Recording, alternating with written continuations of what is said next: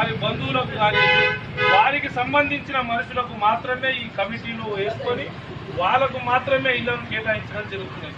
దీనిని భారతీయ జనతా పార్టీ తీవ్రంగా ఖండిస్తున్నది. మరి అదేవిధంగా ఏదైతే కమిటీలు కలెక్టర్ గారి ద్వారా మేము అడిగితే చాలాసార్లు మేము అడగడం జరిగింది.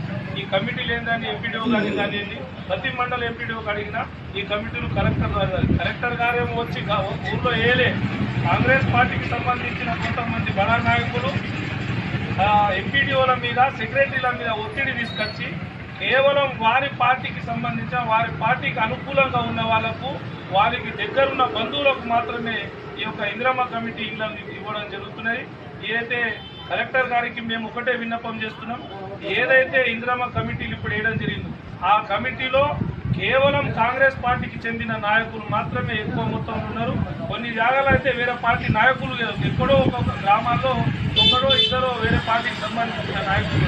ఈ ఇందిరమ్మ కమిటీలన్నింటినీ మీరు బ్యాన్ చేసి కొత్త కమిటీలు ఫ్రెష్గా వేసి గ్రామ సభలు కండక్ట్ చేసి ఎవరైతే పూరెస్ట్ ఆఫ్ ది పూర్ ఉన్నారో ఎవరికైతే అసలుకే ఇల్లు లేదో వాళ్ళను సెలెక్ట్ చేసి వాళ్ళకు సెలక్షన్ చేసి అధికారుల చేత ఇవ్వాలని భారతీయ జనతా పార్టీ తరఫు నుంచి మేము ఇక్కడ నుంచి డిమాండ్ చేయడం జరుగుతుంది.